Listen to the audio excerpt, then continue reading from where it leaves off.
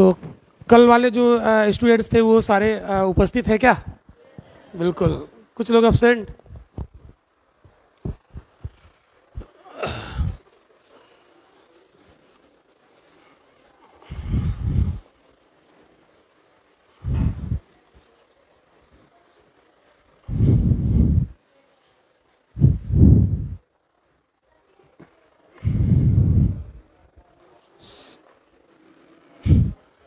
तो सबसे पहले आप लोग को हमने बताया था कि एक मैप खरीद लीजिए। तो मैप आप लोग परचेज कर लीजिए सभी लोग, ठीक है।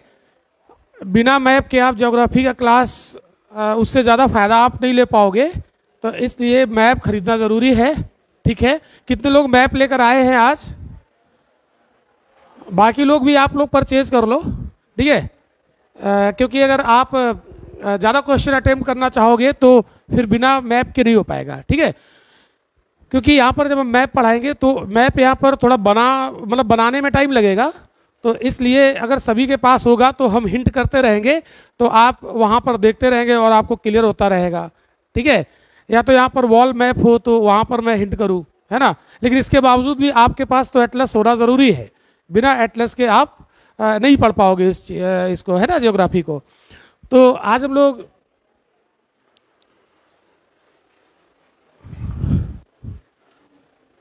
तो कल वाला लेक्चर था उसी को आगे हम लोग कंटिन्यू करेंगे। तो हम लोग बात कर रहे थे इसमें क्लाइमेटोलॉजी की, और क्लाइमेटोलॉजी थोड़ा सा टॉपिक बड़ा है, तो इसलिए इसको थोड़ा अच्छे से पढ़ना पड़ेगा। और हम इसे जल्दी जल्दी अगर बहुत तेज़ी से पढ़ा देंगे तो आपको समझ में नहीं आएगा, फिर भी हम कोशिश करेंगे कि जल्दी से कवर भी हो और आपको समझ में भी आए, ठीक है।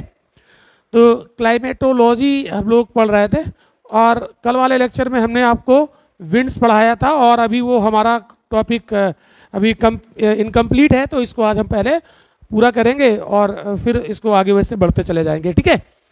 तो इसमें आपको हमने कल विंड्स पढ़ाई थी, एक ट्रेड के बारे में, है ना, ट्रेड विंड्स, और दूसरी वेस्टर्लीज जिसको हम लोग पछुआ पवने कहते हैं, ठीक है,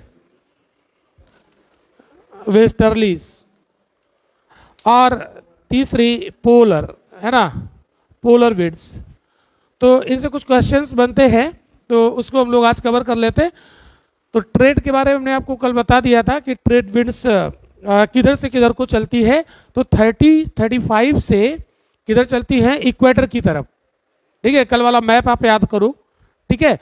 और वो इक्वेटर की तरफ बढ़ते हुए 10 डिग्री तक पहुँचते पहुँचते वो वर्टिकल मूवमेंट करना शुरू कर देती हैं, ठीक है। और 5 डिग्री तक पहुँचते पहुँचते सारी की सारी विंड्स, जैसे मैं यहाँ पर हूँ 0 डिग्री पर, तो एक इधर से आएगी, किधर से ऐसे आएगी, और हम 0 पर हैं तो मेरे पास तक नहीं आएगी, उसके पहले ही वर्टिकल चली जाएगी ऊपर, है ना। तो फिर हम कहाँ पर होंगे? डोलड्रम में होंगे, है ना। 0 से 5 क्या है? डोलड्रम, है ना। तो इसको आप कंपेयर कर लो कि आप डोलड्रम में खड़े हो, तो ऐसे दोनों तरफ से विंड्स आएगी, ट्रेड विंड्स, और ऐसे ऊपर चली जाएंगी, और ऊपर वो क्या करेंगी? कन्वेक्शनल रेनफॉल करेंगी, ठीक है।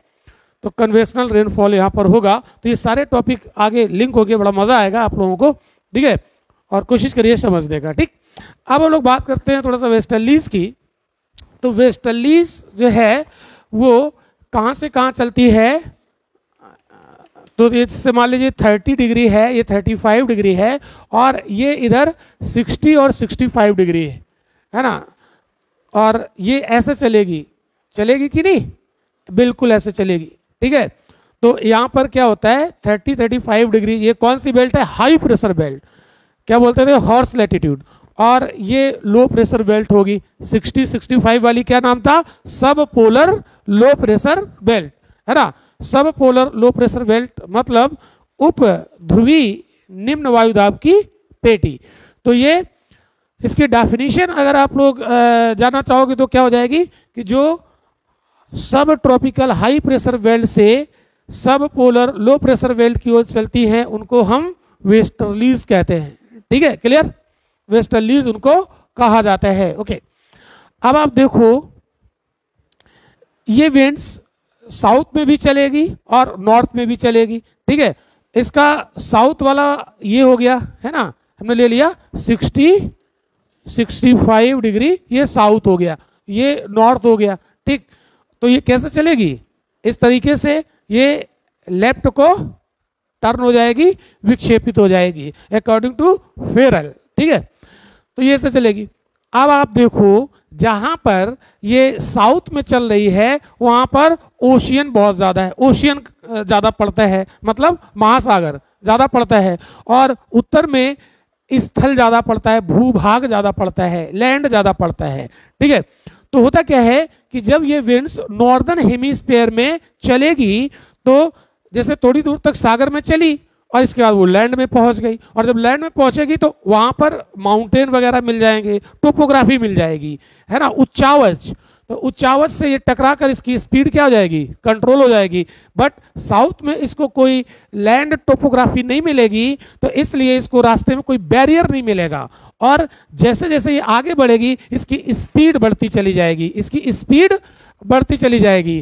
तो दक्षिणी गोलार्ध में पछुआ पवने ज्यादा स्पीड से चलती है, ठीक है, due to the absent of any land topography, ठीक है, किसी भी भू उच्चावच की अनुपस्थिति की वजह से ये दक्षिणी गोलार्ध में ज्यादा स्पीड से चलती है, ठीक है। तो जब ये 40 डिग्री तक पहुंचती है, 30-35 से चलती है, जैसे ही 40 डिग्री अक्षांश तक पहुंचती है तो इसमें एक आवाज आती है, साउंड आती है। जब हवा तेज चलती है तो साउंड आती है, तो वो साउंड ऐसा लगता है जैसे कोई गरजने की आवाज आती है, तो इसको क्या कहते हैं, गरजता चालीसा, है ना, रोरिंग 40, क्या बोलते हैं, रोरिंग 40, ठीक है। और जब ये 50 पर पहुंचती है, जब 50 डिग्री के अक्षांश पर पहुंचती है तो इसमें एक बार फिर से आवाज चेंज होती है और ऐसा लगता है जैसे कोई प्रचंड तरीके से चल रही हो। तो फ्राइटनिंग 50, क्या कहते हैं, फ्राइटनिंग 50 मतलब प्रचंड 50, ठीक है। और जब 60 पर पहुंचती है तो ऐसा लगता है जैसे कोई चीख रहा हो, तो इसको कहते हैं चीखता 60, है ना, चीखता। तो गरजता 40, प्रचंड 50, चीखता 60 किसके लिए यूज किया जाता है, वेस्टर्लीज के लिए, कहाँ, इन साउदर्न हेमिस्फीयर, ठीक है। तो दक्षिणी गोलार्ध में पछुआ पवनों के लिए ये 3 शब्द यूज किए जाते हैं, ओके। तो ये यहाँ पर ज्यादा स्पीड से चलती हैं। तो ये भी एक क्वेश्चन पूछा जाता है, तो ध्यान रखिएगा। तो जो मैं बोल रहा हूँ क्या आप लोग लिख ले रहे हैं या मुझे बोलना भी पड़ेगा, ठीक है। कुछ चीजें आप नोट करते जाइए, जो आपको लगे कि ये छूट रहा है तो एक बार आप थोड़ा सा हमें इंडिकेट करेंगे तो मैं उसको बोल दूंगा, ठीक है। तो अब एक चीज आप देखो, यहां से और भी क्वेश्चंस बनेंगे, इसको समझना बहुत जरूरी है। अगर हम यहाँ पर कोई कॉन्टिनेंट बना दें, ध्यान से समझिएगा, यहाँ अगर हम कोई कॉन्टिनेंट बना दें, ठीक है, ये कोई महाद्वीप बना दिया, ठीक है। अब ध्यान से समझना, ये विंड्स ऐसे जाएंगी, ये विंड्स ऐसे जाएंगी और इस कॉन्टिनेंट के पश्चिमी भाग पर अपना प्रभाव डालेंगी। तो वेस्टर्लीज कहां से चलती हैं, ईस्ट से इधर से पश्चिम से और पूरब की ओर जाती हैं। बट ये किसी महाद्वीप के किस हिस्से से टकराएंगी, तो वो होगा पश्चिमी भाग। तो पछुआ पवने किसी भी महाद्वीप के पश्चिमी भाग को प्रभावित करती है, ये बात आप याद रखिएगा, आगे काम आएगी, ठीक है, क्लियर ना।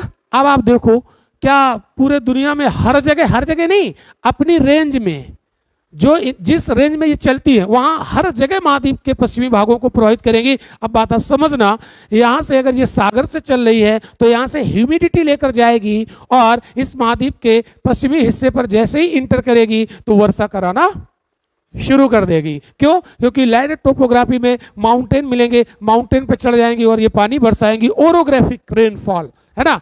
तो ओरोग्राफिक रेनफॉल ये यहाँ पर करा देगी। तो पछुआ पवने किसी महाद्वीप के कौन से हिस्से पर पानी बरसाएंगी, तो पश्चिमी हिस्से पर पानी बरसाएंगी। और जब हम आपको पढ़ाएंगे वेस्टर्न यूरोपियन टाइप क्लाइमेट, तो वहां पर हम बताएंगे कि वहां पर पछुआ पवनों के द्वारा वर्षा होती है। क्वेश्चन आता है, वेस्टर्न यूरोपियन टाइप क्लाइमेट में कौन सी पवनों के द्वारा वर्षा होती है, तो पछुआ पवनों के द्वारा पानी बरसता है, ठीक है। आगे ये काम आएगा, ठीक। अब दूसरी चीज और आप समझ लो, हालांकि कल हमने आपको हिंट किया था जिसमें यहाँ पर साइक्लोनिक बेल्ट एक आपको मैंने शायद बताई होगी। तो ये जो 60-65 वाली बेल्ट है, 60 से 65 वाली बेल्ट, तो इधर से कौन सी आती है, 90 के आसपास से पोलर विंड्स आएंगी, बिल्कुल आएंगी, एग्जैक्टली पोलर विंड्स आएंगी। ठीक है, ये पोलर विंड इधर से आ रही हैं और ये इधर से जा रही है। ठीक है, तो दो पवनों का ये क्या होता है, कन्वर्जन ऑफ टू विंड्स, दो पवनों का अभिसरण हो रहा है। और जहां पर दो पवनों का अभिसरण होता है वहां पर साइक्लोन बनने के चांस होते हैं। ठीक है, लेकिन दूसरी शर्त और पूरी करनी चाहिए, इन पवनों का नेचर डिफरेंट हो। ठीक है, ये वहां से आ रही है पोल से, तो कैसी होंगी, ये ठंडी होंगी, और ये कैसी होंगी, गर्म होगी। तो नेचर डिफरेंट हो गया ना, तो नेचर भी डिफरेंट है और दो पवनों का कन्वर्जन भी हो रहा है। तो ये बेस्ट सिचुएशन होती है किसके लिए, साइक्लोन के डेवलपमेंट के लिए। और इस जगह जो साइक्लोन बनता है उसको कहते हैं टेम्परेट साइक्लोन। क्या कहते हैं, टेम्परेट साइक्लोन। तो टेम्परेट साइक्लोन यहां पर आएगा। ठीक है, अब एक चीज, साइक्लोन अभी हम लोग पढ़ेंगे। तो जो टेम्परेट साइक्लोन इस विश्व में आते हैं वो कौन सी पवनों के प्रभाव से आएंगे, तो ये वेस्टर्लीज है और ये पोलर, इनके प्रभाव से यहां पर शीतोष्ण कटिबंधीय चक्रवात टेम्परेट साइक्लोन बोलते हैं। ओके, तो इतना रोल आपको समझ में आया इन पवनों का। ठीक है, तो ये हमारी प्लेनेटरी विंड्स हो गई कंप्लीट। अभी हम विश्व का क्लाइमेट पढ़ेंगे तो इनका वहां पर बहुत ज़्यादा रोल होगा और क्वेश्चन बनते हैं। तो इतना अगर आपने समझ लिया तो आगे भी समझने में आपको दिक्कत नहीं आएगी। ठीक, अब यहाँ पर आपको हमने कल बताया था अस्थायी पवने, है ना, अस्थायी पवने। अस्थायी पवने एग्जाम के पॉइंट ऑफ व्यू से ज़्यादा इंपॉर्टेंट नहीं है, ज़्यादा इंपॉर्टेंट नहीं है। बस इसको हम 5-7 मिनट में ख़त्म करते हैं, 5 से 7 मिनट में इसको ख़त्म करते हैं। ठीक है, तो एग्जाम पॉइंट ऑफ व्यू ज़्यादा इंपॉर्टेंट नहीं है, लेकिन ऐसा भी नहीं कह सकते कि नहीं नहीं पूछेगा ही नहीं। ठीक है, ये भी नहीं कह सकते। ठीक, तो थोड़ा सा पढ़ लेते हैं, अगर आएगा तो आप कर लोगे। ठीक है, तो इसकी दो पार्ट हमने आपको बताए थे, मानसून और मानसून विंड्स और समीर, ब्रीज कहते हैं इंग्लिश में, मानसून विंड्स एंड ब्रीज। ठीक है, तो मानसून विंड्स जो होती हैं ये 6 मंथ में अपने डायरेक्शन को क्या कर देती है, पूर्णतया चेंज कर देती है, रिवर्सिबल होती है। जैसे अगर हम इंडिया के संदर्भ में देखें मानसून विंड्स, तो इंडिया में जैसे एक मौसम में इधर चलती है तो दूसरे मौसम में ये इधर चलने लगती है। ठीक है, तो ये एक मौसम में 6 महीने तक सागर से स्थल की ओर चलती है और बाकी 6 महीने में स्थल से सागर की ओर चलती है। ठीक है, बिल्कुल नेचर समीर का भी ऐसा ही होता है, बस ये क्या करती है, जल्दी अपनी दिशा को बदलती है। देखो कैसे, अब देखो समीर जो है ना वो भी 4 प्रकार का होता है, 4 प्रकार का समीर होता है। एक होता है सागर समीर, सी ब्रिज, क्या कहते हैं, सी ब्रिज, है ना। और एक होता है स्थल समीर, स्थल समीर, लैंड ब्रिज। ठीक है, और एक होता है पर्वत समीर, माउंटेन ब्रिज, पर्वत समीर। और एक होता है घाटी समीर, वैली ब्रिज, घाटी समीर। ठीक है, ये 4 प्रकार के समीर होते हैं। ठीक है, अगर क्वेश्चन कोई बनता है तो ये घाटी पर्वत समीर से क्वेश्चन बनने के चांस होते हैं। ठीक है, अब इसको हम लोग जल्दी से समझते हैं कि ये 4 प्रकार के समीर कैसे होते हैं। ठीक है, आप लोग इसको साथ साथ में नोट भी करते रहिएगा, समझते भी रहिएगा। अब यहाँ पर हम लोग बात करते हैं पहले सागर समीर और स्थल समीर की। तो ये कहाँ पर होते हैं, कोस्टल रीजन में होते हैं ज़्यादातर। कहाँ पर, कोस्टल रीजन में, तटीय क्षेत्र में। जैसे ये मान लीजिए कि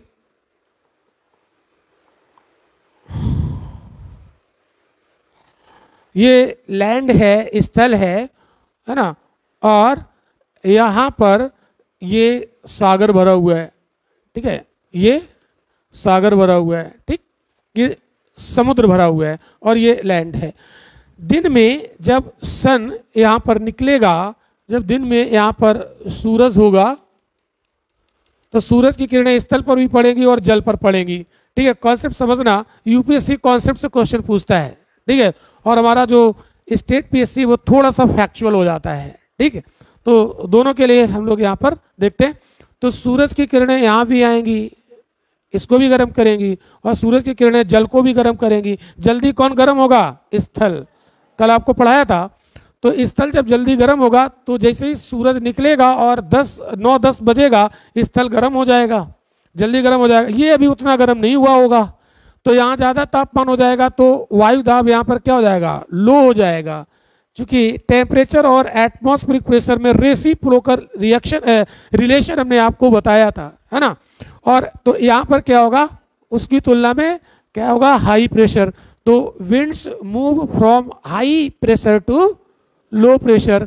तो ये सागर से स्थल की ओर दिन में चलेंगी, क्योंकि सूरज बना हुआ है, दिन में चलेंगी। तो चूंकि सागर से चल रही है इसलिए इसको सागर समीर या समुद्री समीर या सी ब्रीज कहते हैं। तो सी ब्रीज कब चलेगा? दिन में चलेगा। ओके, दिन में चलेगा। अब आपसे क्वेश्चन पूछेगा कि ये सी ब्रिज, लैंड ब्रिज किसकी वजह से होता है? तो स्थल और जल के डिफरेंट नेचर की वजह से होता है। ठीक है, यूपीएससी स्टेटमेंट बना देगा यहां से। ठीक है, तो ये दिन में चला। ठीक है, अब आइए इसको हम लोग रात की बात करते हैं, है ना। फटाफट आप इसको बनाते जाओगे ना, जल्दी जल्दी पेन जल्दी जल्दी चलाते रहिए, समझते भी रहिए, ताकि हम आपको जल्दी जल्दी चीजें बता सके, कवर कर सके। कठिन तो नहीं लग रहा है ना। देखिए कुछ सब्जेक्ट का नेचर होता है ना कि वो टफ होता है, तो टफ कुछ नहीं होता है, आपको बताने वाला व्यक्ति कैसा है ना, उसको कितने इजी वे में आपके पास तक पहुंचाता है, डिलीवर करता है चीज़ों को। ठीक है, बाकी तो बुक्स में कॉम्प्लिकेटेड करके लिखा गया है, तो मेरा पूरा प्रयास रहेगा आपको इजी तरीके से आपके पास तक चीज़ों को पहुंचा दूं और सब्जेक्ट में इंटरेस्ट भी आ जाए और आपका पर्पज भी सॉल्व हो जाए। ठीक है, अब कुछ बच्चे तो ये सोचते हैं कि भाई मुझे मज़ा नहीं आ रहा है, तो आपको मज़ा आया ना आए, यूपीएससी को जो ज़रूरत है वो वही पूछेगा, है ना, वो आपके इंटरेस्ट को थोड़ी ना देखेगा। तो हमें तो वही चीज़ें पढ़नी। अब देखो, जब हम रात हो जाएगी तो यहाँ पर आ जाएगा मून। ठीक है, ये मून बन जाएगा। ठीक है, और अब ये ठंडा होना शुरू होगा, तो जो जल्दी गर्म हुआ था जल्दी ठंडा हो गया, तो रात में जैसे 9-10 बजेगा तो ये जल्दी ठंडा हो जाएगा, ये भी ठंडा होने में टाइम लगाएगा। ठीक है, तो क्या होगा? यहाँ पर प्रेशर हो जाएगा हाई और यहाँ पर प्रेशर हो जाएगा लो। अब ये क्या करेगा? रात में अपनी डायरेक्शन को रिवर्स कर देगा, तो ये विंड्स अब इधर चलने लगेंगी, तो ये रात भर चलेंगी। ठीक है, सुबह भी चलेंगी, सूरज निकलेगा फिर गर्म होगा, फिर ये रिवर्स होंगी। ठीक है, तो रात में क्या चलेगी? स्थल समीर। स्थल से चल रहा है ना, जिधर से चल रहा है वो स्थल समीर हो गया। ओके, तो अब जानते हो यहाँ पर जो कोस्टल लाइफ होती है वो प्रभावित होती है इससे। जो मछुआरे होते हैं ना, जो तट के किनारे रहते हैं, वो क्या करेंगे? सुबह 4 बजे ये समीर तेजी से चल रहा होगा, सुबह 4 बजे अपनी नाव उतार देंगे यहाँ पर और समीर की ठंडी ठंडी हवा का एंजॉय करते हुए चले जाएंगे और मछली पकड़ेंगे। ठीक है, और जैसे ही 10-11 बजेगा फिर हवाओं ने रुख चेंज किया, तो बस मछली पकड़ के रखी और चले आए उसी के साथ। और पहले तो मेहनत किया तो खाया, बच गया बेचा, इसके बाद आराम से सो रहे। क्यों भाई? लाइफ स्टाइल है ये, वहाँ के लाइफ स्टाइल को किस तरीके से ये प्रभावित करेगी। मुझे लगता है समझ गए होंगे आप लोग। अब हम लोग बात करते हैं पर्वत समीर और घाटी समीर की। ठीक है,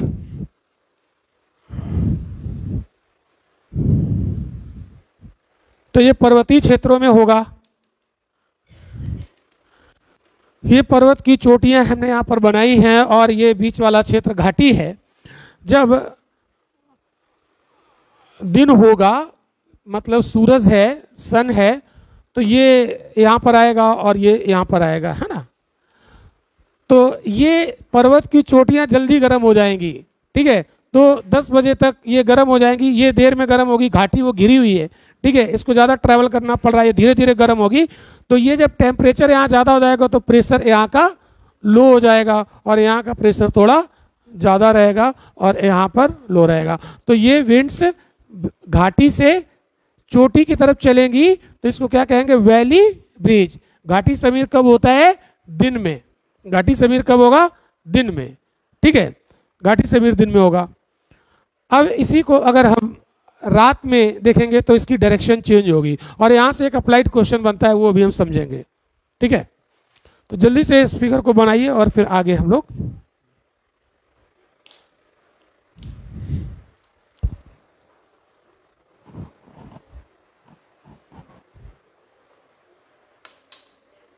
यहां पर एक अप्लाइड क्वेश्चन अभी हम लोग समझेंगे। ये तो बहुत आसान है। दिन जब होगा तो पर्वत जो समुद्र सूर्य की किरणें होगी चोटी को जल्दी गर्म करने का प्रयास करेगा। टेम्परेरी होता है, ये हमेशा के लिए नहीं होता है। और घाटी थोड़ा देर में गर्म होगी तो यहाँ टेम्परेचर ज़्यादा होगा, जैसे ज़्यादा होगा प्रेशर लो हो जाएगा, और यहाँ हाई होगा तो हाई से लो की ओर हवाओं का मूवमेंट शुरू हो जाएगा। तो घाटी से हवा चल रही तो घाटी समीर हो गया। तो ये कब हो रहा है? दिन में, है ना। बहुत सिंपल सा कॉन्सेप्ट है, ठीक है।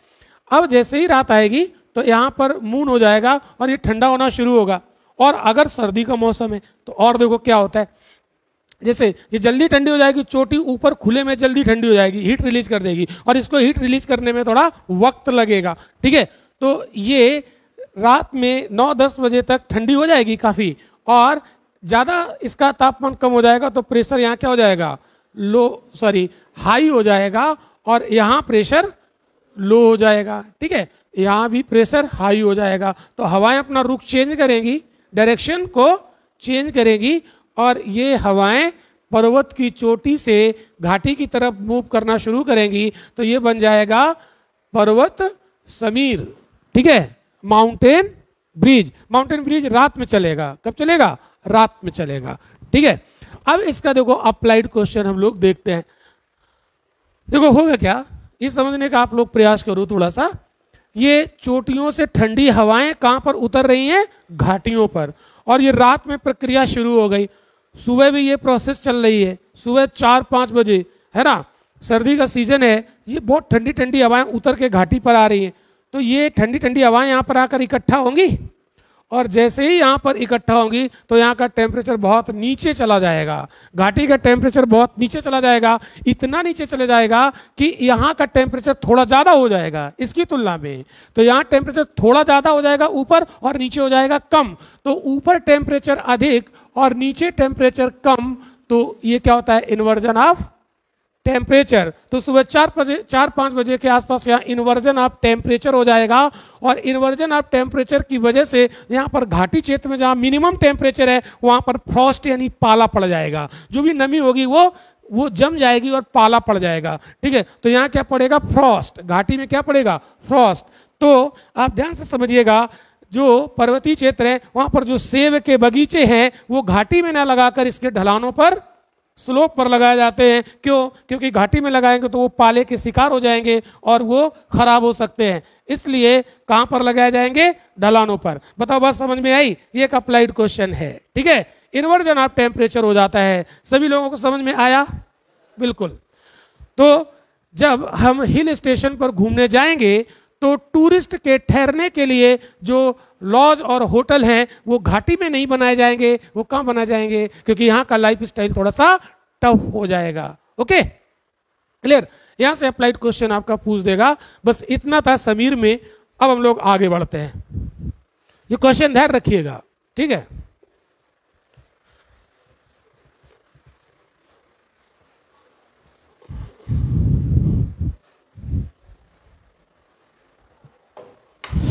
कुछ कुछ पॉइंट आप लोग नोट करते हुए चलेंगे, ठीक है।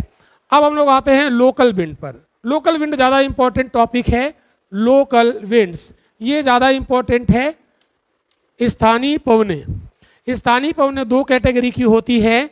स्थानीय पवनों की दो कैटेगरी होती है। एक होता है गर्म और एक होता है ठंडा। वार्म, गर्म और ठंडी, दो प्रकार की होती है, ठीक है। तो गर्म और ठंडी कौन है, ऐसे पहचानने के लिए क्वेश्चन आता है, और कहाँ पर इनका प्रभाव होता है ये क्वेश्चन बनता है। तो इसके लिए एक लिस्ट है, मैं पहले कुछ समझा देता हूँ, फिर इसके बाद कुछ उस लिस्ट से हम आपको इंपॉर्टेंट बता देंगे। लगभग 30-35 विंड अगर आपको याद हैं तो आपका काम चल जाएगा, ठीक है। तो चलिए इसको हम लोग समझते हैं। पहले हम लोग बात करते हैं गर्म वाली ज़्यादा हैं, ठीक है।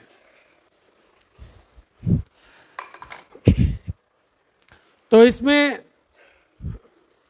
एक हमने आपको फर्स्ट डे जब हमने कुछ पढ़ाया था थोड़ा सा, तो हमने बताया था कुछ बच्चे उस समय होंगे, कुछ नहीं भी होंगे। तो आज आप उसको कुछ पवने हम यहाँ पर आपको पढ़ाने जा रहे हैं। ये अफ्रीका और ये यहाँ से इक्वेटर। अफ्रीका एकमात्र महाद्वीप है जहाँ से इक्वेटर ट्रॉपिक ऑफ कैंसर और ट्रॉपिक ऑफ कैप्रिकॉर्न तीनों पास होते हैं, ठीक है, एकमात्र महाद्वीप है। आज से मेरा एक उद्देश्य था कि आज हम आपको कॉन्टिनेंटल ज्योग्राफी भी पढ़ाना शुरू करेंगे, बट एटलस आप लोग नहीं लाए। अगले लेक्चर में आप लोग एटलस लेके आ जाएंगे तो साथ में हम कॉन्टिनेंटल ज्योग्राफी भी लेकर चलेंगे, क्योंकि बिना मैप के आप समझ नहीं पाओगे चीज़ों को, ठीक है। तो यहाँ पर सहारा का मरुस्थल है, ठीक है, ये सहारा का मरुस्थल, ठीक, और ये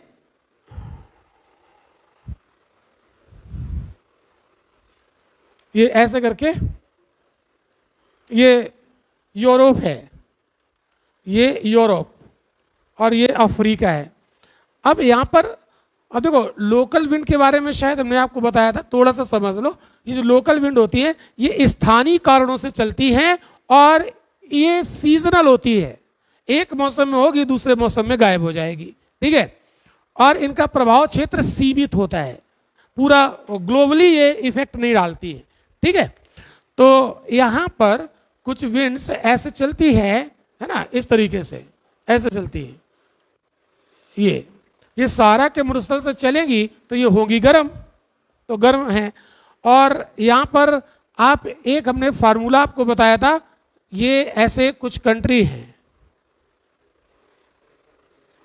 5 कंट्री है यहाँ पर, तो उसके लिए हमने फार्मूला दिया था MATLE, मेटल।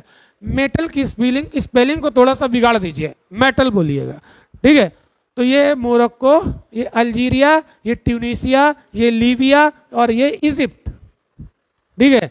मोरक्को, इधर से ये मोरक्को, ये लीबिया, सॉरी अल्जीरिया, लीबिया नहीं, ट्यूनीसिया, लीबिया, ये क्रम उड़ा के आ रखो, Morocco, Algeria, Tunisia, Libya, Egypt, ठीक है, वेस्ट टू ईस्ट, ठीक है। एक क्वेश्चन यहां से बन जाएगा आपका मैप का कि अफ्रीका का वो कौन सा देश है जो भूमध्य सागर के किनारे नहीं है, तो जो है वो याद कर लो और बाकी जो नहीं उसमें आएंगे वही आंसर हो जाएगा। तो 5 हैं, इसके अलावा कोई नहीं है भूमध्य सागर के किनारे, ठीक है, मोरक्को, अल्जीरिया, ट्यूनीसिया, लीबिया और इजिप्ट। अब आप देखो ये विंड जब इधर चलेगी तो जो विंड ट्यूनीसिया में पहुंचेगी तो वहां के लोग इसको कहते हैं चिली, तो ट्यूनीसिया में चलने वाली लोकल विंड को क्या कहते हैं, चिली। चिली का मतलब तो जानते ही हो क्या होता है, ठीक है। और जो लीबिया में चलेगी उसको लोग कहते हैं गिबली, लोकल नेम है ये, वहां के लोग इसको क्या कहते हैं, गिबली। तो गिबली पवन कहां चलेगी, लोकल विंड है लीबिया में, गर्म होगी या ठंडी, क्लियर। डायरेक्शन क्या है, डायरेक्शन क्या है इसकी, साउथ वेस्ट से नॉर्थ ईस्ट की ओर जा रही है, ठीक है। और जो विंड इजिप्ट में पहुंचेगी तो इजिप्ट के लोग यानी मिस्र लोग इसको खमसिन कहते हैं, मिस्र यानी इजिप्ट, मिस्र के लोग इसे खमसिन बोलते हैं। तो खमसिन विंड कहाँ हो गई, ठीक है, ये देखो। इसके बाद ये विंड यहाँ से चलते चलते इटली तक पहुंच जाती है, कुछ विंड इटली तक पहुंचती है, तो इटली के लोग इसको शिरक्को कहते हैं। तो इटली में कौन सी पवन चलेगी, लोकल विंड शिरक्को। तो शिरक्को कहाँ है, इटली में, इटली में शिरक्को।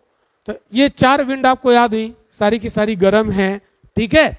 और ये जो शिरक्को विंड है इसकी एक विशेषता है, ये सहारा के मरुस्थल से चलती, यहाँ से सैंड को अपने साथ ले जाती है उड़ा के, बालू, और जब भूमध्य सागर को क्रॉस करती है, चूंकि गर्म है तो नमी ले लेती है, ह्यूमिडिटी ले लेती है, और यहाँ पहुंचते पहुंचते इटली में जाकर वर्षा कराती है, और वर्षा के साथ साथ रेड सैंड पार्टिकल भी गिरते हैं। तो इटली के लोग कहते हैं कि अरे लगता है जैसे ब्लड गिर रहा है, तो रक्त वर्षा, तो रक्त वर्षा कौन कराती है, इटली में सिरक्को, रक्त वर्षा, ठीक है। ये 4 पवनें आपको याद हुई तुरंत, ठीक है। जो लोग पहले से पढ़ रहे होंगे उन्होंने इसको समझ लिया होगा, जो लोग फर्स्ट टाइम पढ़ रहे होंगे उनको थोड़ा सा लग रहा हो कि ये क्या है।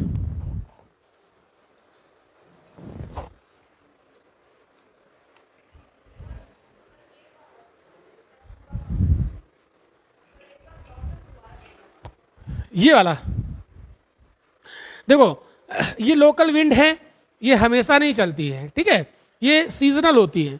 तो ये विंड सहारा के मरुस्थल से ये साउथ वेस्ट से नॉर्थ ईस्ट की ओर जाती है, साउथ वेस्ट से नॉर्थ ईस्ट की ओर। ये विंड वही है, लेकिन जब ये विंड ट्यूनीशिया में पहुंचती है तो ट्यूनीशिया के लोग इसको कहते हैं चिली है, जैसे हम लोग कहते हैं लू। ये सहारा का मरुस्थल है, ठीक है। दुनिया कहां पे, थोड़ा तेज बोलो, मैं वहां तक अपनी आवाज पहुंचा सकता हूं। तो तुम्हें अमेजन जंगल यहां कहां है, अमेजन का जंगल है कहां,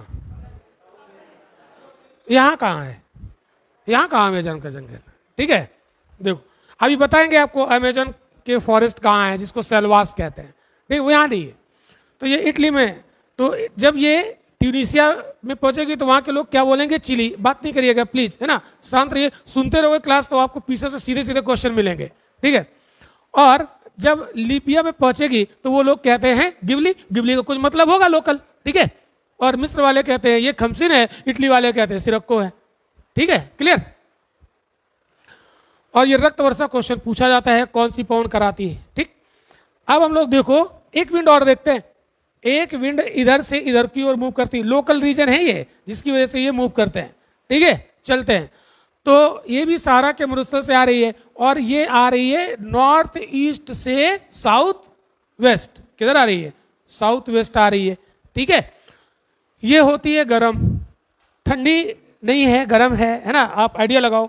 और सहारा के मरुस्थल से आ रही तो ड्राई भी होगी, शुष्क होगी, तो वार्म एंड ड्राई, ठीक है।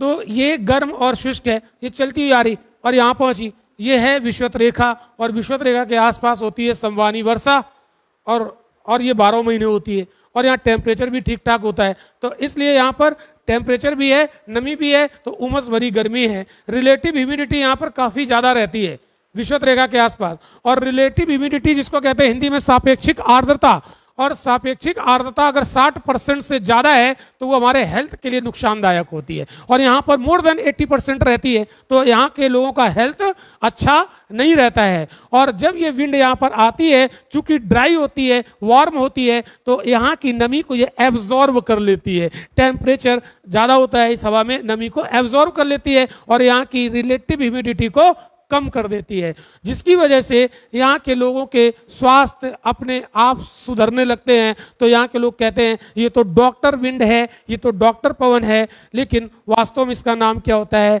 हरमट्टन। क्या होता है नाम इसका, हरमट्टन। तो हरमट्टन विंड कहाँ चलती है, ये कहाँ पर अपना प्रभाव डालती है, जहाँ पर मैंने ये सर्कल बनाया, ये सर्कल बनाया हुआ है, यहाँ पर ये अपना प्रभाव डालती है। और जहाँ पर ये मैंने सर्कल बनाया हुआ है, ये गिनी और नाइजीरिया जैसे कंट्री हैं। यहाँ पर कौन है, गिनी और नाइजीरिया। कौन है, गिनी और नाइजीरिया। तो ये किसको प्रभावित करती है, गिनी और नाइजीरिया जैसे देशों को ये अपना प्रभाव डालती है। क्लियर, गिनी और नाइजीरिया यहां पर हैं, ठीक है। अब यहां से यूपीएससी ने क्वेश्चन पूछा है, यूपीएससी ने आईएएस में क्वेश्चन पूछा गया, 2 स्टेटमेंट देकर। यूपीएससी का बड़ा पॉपुलर क्वेश्चन 2 स्टेटमेंट देता है, कहता है विचार करो और बता दो, एक सही कि 2 सही कि दोनों सही कि एक भी सही नहीं। ऐसा आता है ना, यूपीएससी का बड़ा पॉपुलर तरीका है क्वेश्चन पूछने का।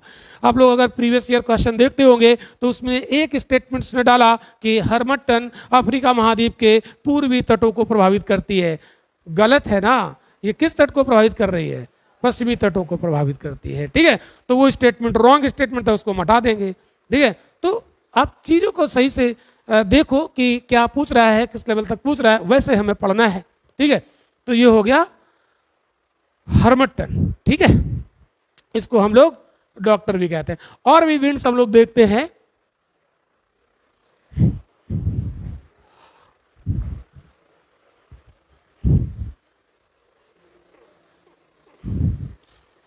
एक जैसे विंड आप देखो,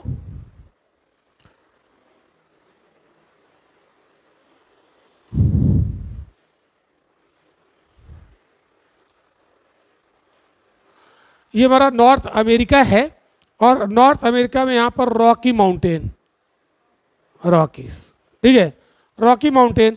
और यहाँ पर ये हडसन की खाड़ी है, गल्फ ऑफ हडसन, और इसके आसपास कनाडियन शील्ड है, और यहाँ पर है एप्लेशियन माउंटेन, ठीक है।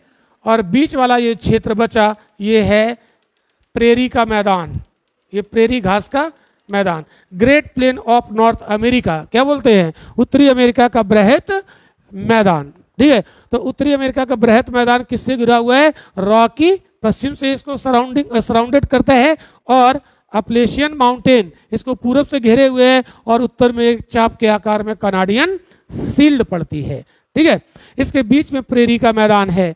ठीक है, अब आप देखो यहाँ जब सूरज साउदर्न हेमिस्फीयर में होता है, नीचे 23.5 डिग्री अक्षांश साउथ में यानी मकर रेखा पर, तो ये अमेरिका ठंड की चपेट में आ जाएगा।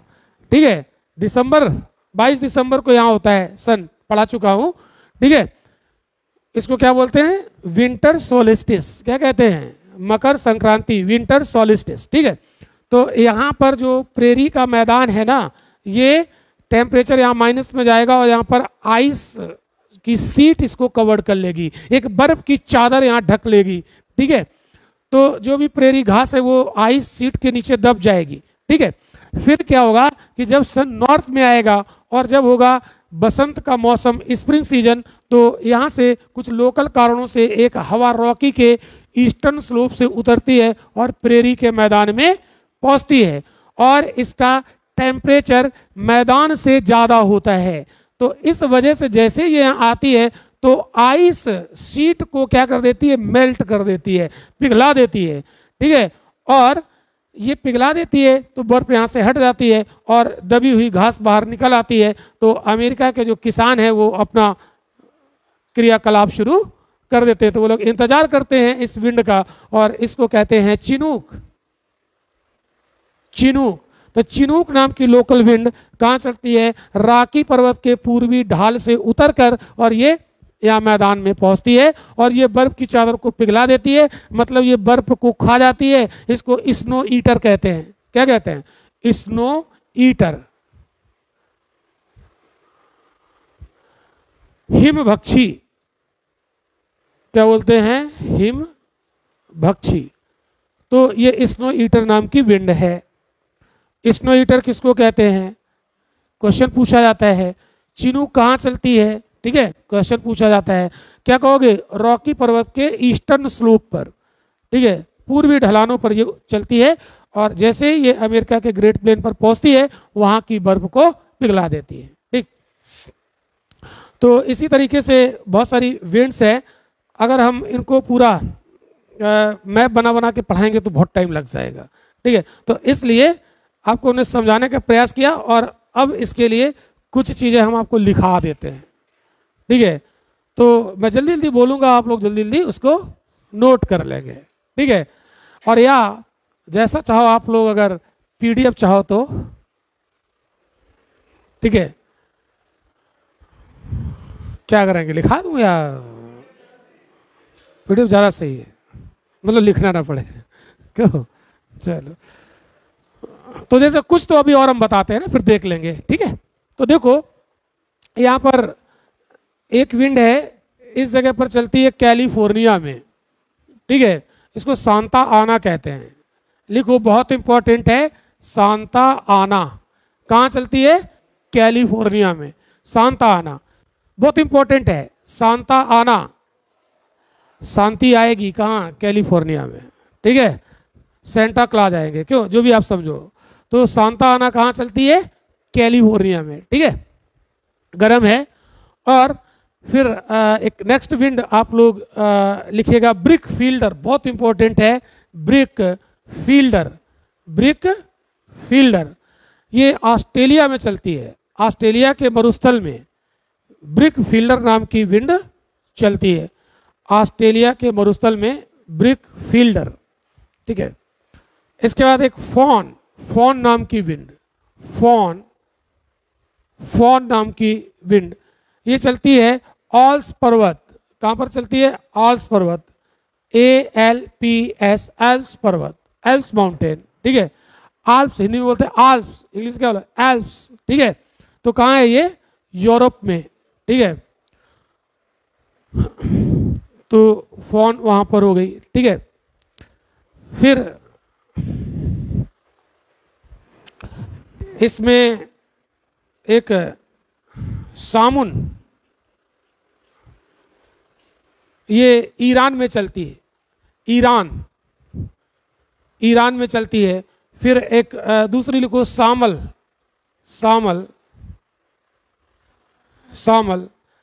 ये ईरान, इराक और अरब के मरुस्थली क्षेत्रों में, ईरान, इराक और अरब के मरुस्थली क्षेत्रों में, हाँ डेजर्ट रीजन है ना, ईरान, इराक और यहाँ पे अरब का जो मरुस्थली क्षेत्र है वहाँ पर ये विंड चलती है। ठीक है, तो नेक्स्ट लिखो। और कुछ विंड हैं जो इम्पोर्टेंट हो सकती है आपके लिए, उसमें फोन हो गया, चिनूक हो गया, लू हो गया। लू नहीं, लू तो जानते ही हो है ना इंडिया में, उस लिखाने की जरूरत नहीं। भैया आप सब मैप पे बताना थोड़ा सा टफ, आप मैप लेके आओ या हम आपको इसका बना बनाया मैप दे देंगे।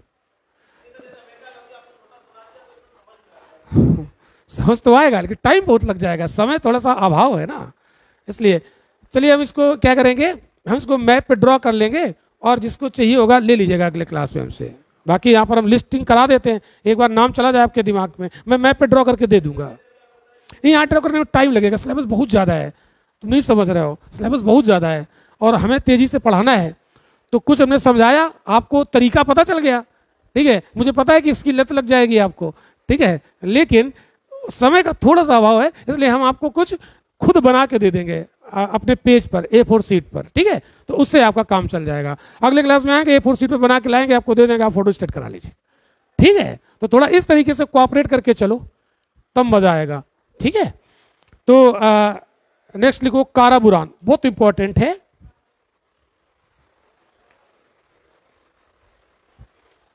जानते हो इसमें अगर आपको मैप का नॉलेज है तो बहुत आसानी से आप इन्हें कर लोगे, ठीक है। तो काराबुरान नाम की हवा ये चलती है मध्य एशिया के तारिम बेसिन में। कहाँ चलती है? Tarim basin. अब तारिम बेसिन तो आपको पता हो ना, तब तो आप समझ पाएंगे इस दुनिया में है कहाँ ये। तो इसके लिए आप एड्रेस लेके आओ, हम जल्दी से कराना शुरू करते हैं। Tarim basin, Tarim basin, basin क्या होता है? आसपास से पर्वत है और बीच का जो खाली जगह है ना, उसको बेसिन कहते हैं, ठीक है। तारिम बेसिन मध्य एशिया में काराबुरान नाम की लोकल विंड यहाँ पर चलती है। नेक्स्ट लेवेच, लेवेच नाम की लोकल विंड स्पेन में चलती है। लेवेच कहाँ चलती है? स्पेन, लेवेच स्पेन में। ब्रिक फील्डर बता दिया आपको, सामल बता दिया। ब्लैक रोलर, अगली विंड आप लोग ब्लैक रोलर। अब ब्लैक रोलर यहां चलती है अमेरिका के ग्रेट प्लेन पर। रोलर चलता है तो मैदान बनता है, कहाँ का? अमेरिका का, ठीक है, याद करो। ब्लैक रोलर कहाँ चलती है? अमेरिका के बृहत मैदान में।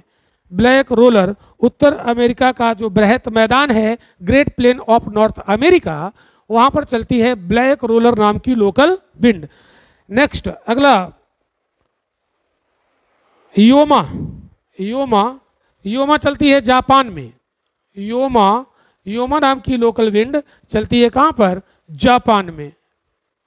जापान में योमा चलती, ठीक है, योमा नाम की। और जोंडा, अगली जोंडा, ये अर्जेंटीना के लोग जोंडा, ये सब गर्म पवने पढ़ा रहा हूं जी, सारी गर्म है, ठीक है। तो जोंडा कहां चलती है? अर्जेंटीना में। अर्जेंटीना, अर्जेंटीना, ठीक है, अर्जेंटीना में चलती है जोंडा नाम की लोकल विंड। नॉर्वेस्टर बहुत ज्यादा इंपॉर्टेंट है, नॉर्वेस्टर बहुत ज्यादा इंपॉर्टेंट है। नॉर्वेस्टर ये पीसीएस में मल्टीपल टाइम क्वेश्चन आया है, कई बार आया है नॉर्वेस्टर। तो नॉर्वेस्टर मुख्य रूप से न्यूजीलैंड की पवन है, न्यूजीलैंड में चलने वाली local wind nor'wester. Nor'wester New Zealand की लोकल विंड, ठीक। अब एक चीज और यहां पर आपको समझना है, ये जो नॉर्वेस्टर है ना, इसको हम इंडिया में भी बोलते हैं। और इंडिया में कहाँ? जब हम लोग अभी मार्च अप्रैल में कुछ धूल भरी आंधियां चलने लगती हैं और उसके साथ साथ थोड़ा बहुत पानी भी बरस जाता है, तो प्री मानसून बारिश होती है, मानसून के पहले की बारिश होती है, तो वो कुछ लोकल रीजन की वजह से पानी बरसता है, तो जो धूल भरी आंधियां उत्तर भारत में चलती है इसको हम नॉर्वेस्टर कहते हैं। ठीक है, तो नॉर्वेस्टर एक्चुअल में कहाँ की है? न्यूजीलैंड की। अगर ऑप्शन में दोनों और एक चुनना हो तो न्यूजीलैंड लगाएंगे, और दोनों में कूट बना दे इंडिया और न्यूजीलैंड तो फिर वही लगाओगे ना, दोनों लगा दोगे। ठीक है, जैसे क्वेश्चन पूछे वैसे आप इसे टिक करोगे। ठीक है, तो नॉर्वेस्टर हो गया। नेक्स्ट अगला है सुखोवे। सुखोवे, सुखोई विमान आपने सुना होगा, कहाँ से आया? रसिया से। तो ये पवन कहाँ की होगी? रसिया की। ठीक है, सुखोवे। ठीक है, रसिया और कजाकिस्तान, ये कजाकिस्तान में भी इसका प्रभाव रहता है। तो सुखोवे, रसिया और कजाकिस्तान। ठीक है, तो मुख्य रूप से लोकल विंड रसिया की है। बाग्यो, बाग्यो लोकल विंड, बाग्यो जितनी बता रहा हूं बस इसी से क्वेश्चन आपका मिल जाएगा। ठीक है, बाग्यो फिलीपींस में। फिलीपींस, फिलीपींस, फिलीपींस जानते हो कहाँ है? साउथ ईस्ट एशिया का कंट्री है फिलीपींस। तो फिलीपींस में एक गर्म पवन चलती है जिसको बाग्यो कहते हैं। अब हम लोग बात करते हैं कुछ ठंडी पवनों की, है ना। कुछ 5-6 कोल्ड विंड है। कोल्ड विंड ज्यादा नहीं है, कोल्ड लोकल विंड, ठंडी स्थानीय पवने। मिस्ट्रल, मिस्ट्रल काफी इंपॉर्टेंट है। मिस्ट्रल, ये मिस्ट्रल चलती है फ्रांस में। मिस्ट्रल कहाँ चलती है? फ्रांस में चलती है मिस्ट्रल नाम की लोकल विंड, फ्रांस में। ये ठंडी है, तो कोल्ड विंड आप हेडिंग बना लोगे, है ना। तो दूसरा बोरा, बोरा नाम की लोकल विंड, ये चलती है एड्रियाटिक सी के तट पर। एड्रियाटिक सी, बोरा नहीं सुना आप लोगों ने क्या? एड्रियाटिक सागर के तट पर, और एड्रियाटिक सागर के तट पर, और इटली में भी, इटली, एड्रियाटिक सागर के तट पर और इटली भी। ठीक है, तो ये चलती है यहां पर। नेक्स्ट, एक अभी कारा बुरान पड़ी थी और एक अब यहां पर केवल बुरान। तो कारा बुरान और ये बुरान, ये जो बुरान विंड है ये ठंडी है, और ये कहाँ कहाँ पर अपना प्रभाव डालेगी? तो रूस और मध्य एशिया, रसिया और सेंट्रल एशिया, रसिया और मध्य एशिया।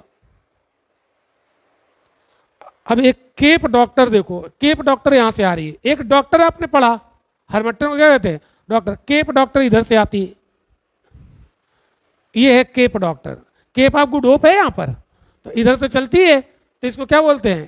Cap Doctor. और ये ठंडी होती है, तो ये है डॉक्टर हरमट्टन और ये है केप डॉक्टर। ठीक है, तो केप डॉक्टर यहाँ पर केप ऑफ गुड होप है तो नाम पड़ गया केप डॉक्टर। ये होती है ठंडी, और चूंकि यहाँ से आ रही है सागर से, ये सागर है ना, ओशियन, तो यहाँ से नमी लेकर आ रही है थोड़ी थोड़ी, हालांकि है ठंडी लेकिन थोड़ी बहुत तो नमी होगी। और यहाँ पर एक मरुस्थल पड़ता है जिसको कहते हैं कालाहारी का मरुस्थल, कालाहारी डेजर्ट। तो ये जब यहाँ पर कालाहारी डेजर्ट में पहुँचती है तो वहाँ के तापमान को थोड़ा सा कम कर देती है। ठीक है, इसको कहते हैं केप डॉक्टर। तो ये दक्षिण अफ्रीका में दक्षिणी भाग से चलती है, उधर की ओर जाती है। ठीक है, केप डॉक्टर ध्यान रखिएगा। नेक्स्ट, दक्षिणी बस्टर, सदर्न बस्टर, दक्षिणी बस्टर। अगली विंड है दक्षिणी बस्टर। ये जो दक्षिणी बस्टर विंड है, अब देखो ये जो हम लोग पढ़ रहे हैं ये लर्न करने वाला टॉपिक है। ठीक है, तो लर्न करना पड़ेगा यहाँ पर। दक्षिणी बस्टर, सदर्न बस्टर, ये ऑस्ट्रेलिया में चलती है। ब्रिक फील्डर भी ऑस्ट्रेलिया में चलती है। ठीक है, वो गर्म थी और ये ठंडी है, तो ये ऑस्ट्रेलिया में चलने वाली लोकल विंड। ठीक, दक्षिणी बस्टर, सदर्न बस्टर कहते हैं इसको। नेक्स्ट, फ्राइजेम, फ्राइजेम,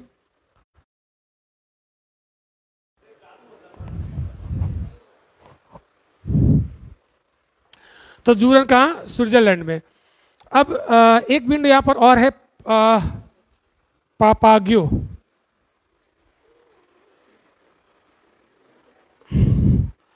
पापागियो, ये पापागियो मैक्सिको में चलती है, पापा गया मैक्सिको, है ना, याद करो पापागियो, ठीक है, मैक्सिको में, ये एक ठंडी पवन मैक्सिको में। तो इतनी विंड यहाँ पर। एक लोग कोई जरा चौक ला दो, नहीं, एक लोग जाओ जरा वहाँ बोल दो चौक के लिए, कोई भी एक लोग चले जाओ।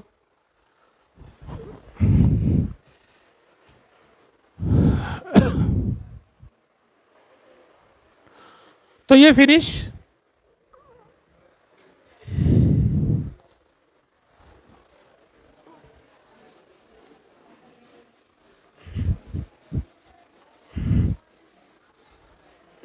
बात नहीं करो, बात नहीं करो प्लीज।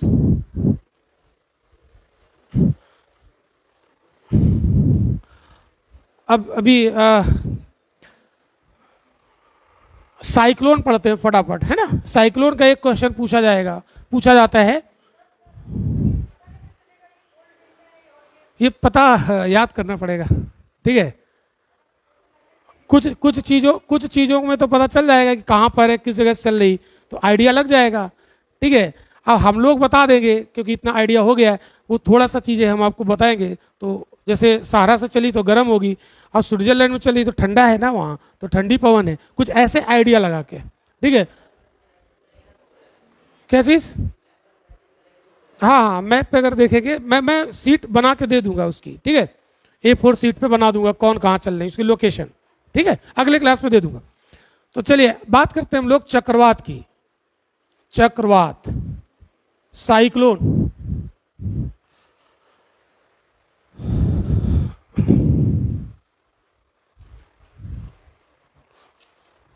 साइक्लोन पे आते हैं हम लोग।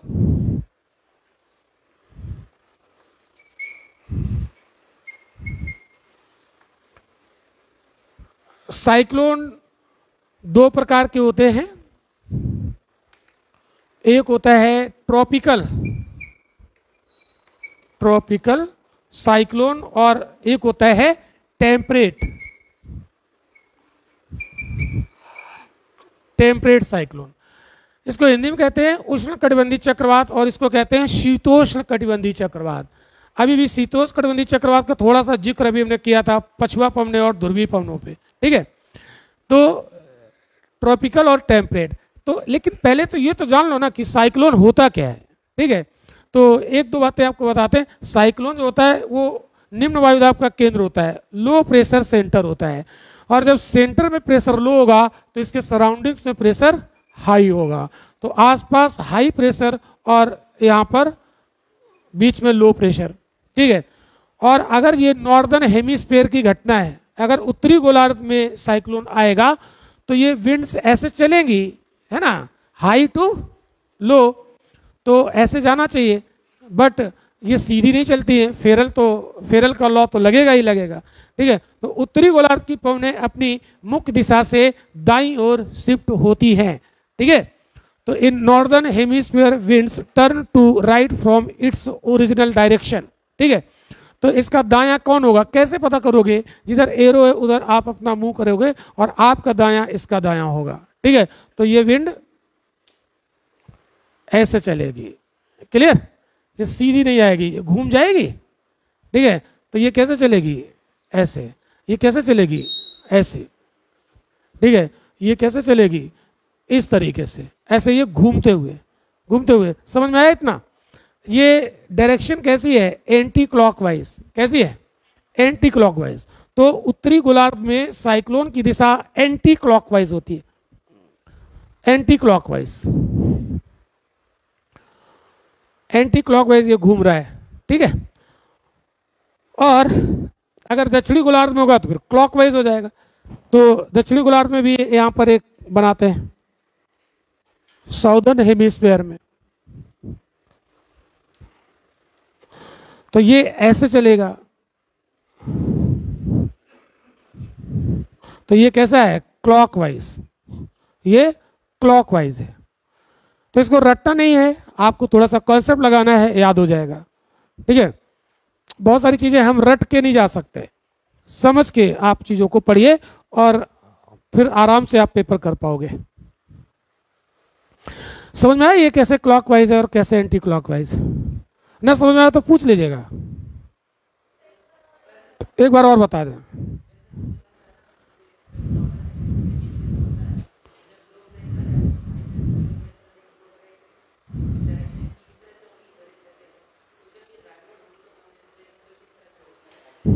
क्लॉक ऐसे चलती है, एंटी है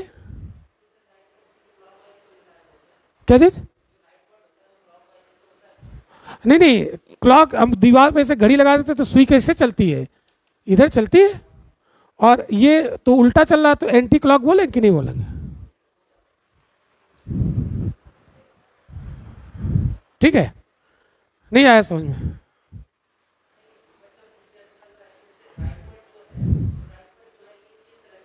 ना ना, जैसे इधर इधर आ रही ऐसे आना चाहिए, ठीक है? तो इधर इधर हम अपना माउथ रखेंगे तो आप राइट इधर इसको टर्न करेंगे ना, राइट तो ये है ना, तो राइट ये है तो ये इधर जाएगी, इधर थोड़ी ना आएगी। अच्छा, आप उधर से देख रहे हैं, ठीक है, जिधर एरो। अब इस वाली को देखना है तो आप इधर ऐसे, ठीक है, तो ये राइट, ठीक है, क्लियर? और अब क्लियर हो गया, बड़ी बात है ये छोटी बात नहीं है, ठीक है। चलो, तो अब जो लोग पूछे दोबारा बता दीजिए, आ गया समझ में सभी को? जबरदस्ती मत बोलिएगा, समझ में आ गया, ठीक है? और ये क्लॉकवाइज, ठीक है? तो क्या होता है, निम्न वायुदाब का केंद्र होता है और उत्तरी गोलार्ध में ये एंटी क्लॉकवाइज रोटेट करता है और दक्षिणी गोलार्ध में क्लॉकवाइज रोटेट करता है, ठीक है? अब आप देखो और चीज समझो, ये हवाएं आएंगी और ये आपस में मिलेंगे नहीं, मिलने के पहले ही ऊपर उठ जाएंगी, पहले ही उठ जाएंगी। तो बीच का जो क्षेत्र होगा ये इसको कहते हैं आई ऑफ साइक्लोन। क्या कहते हैं? Eye of cyclone.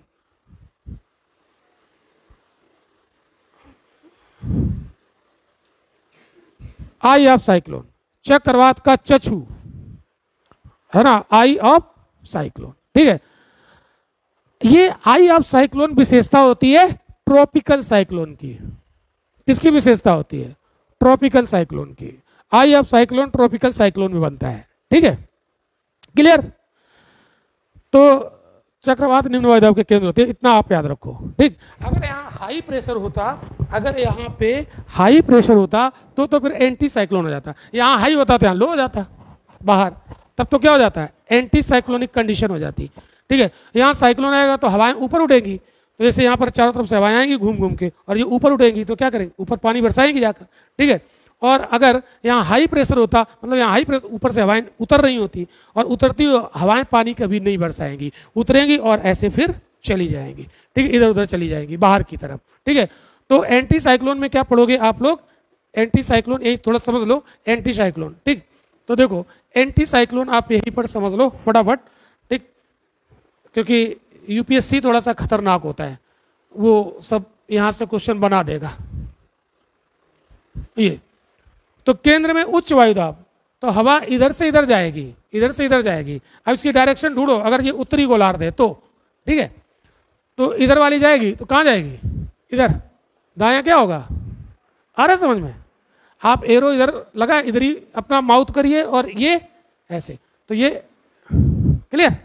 तो ये वाली, तो ये वाली, और ये, तो ये हो गया ना क्लॉकवाइज, ठीक है? तो एंटी साइक्लोन नॉर्दर्न हेमिस्फीयर में कैसे रोटेट करेगा? क्लॉकवाइज, ऐसे चली जाएंगी हवाएं बाहर की तरफ, ठीक है? यहाँ वर्षा यहाँ नहीं होगी, हाई प्रेशर है, ठीक है? तो जहां जहां धरती पर हाई प्रेशर बनता है वहां एंटी साइक्लोनिक कंडीशन डेवलप होती है, ठीक? अब जल्दी से हम लोग इसको हटाते हैं, और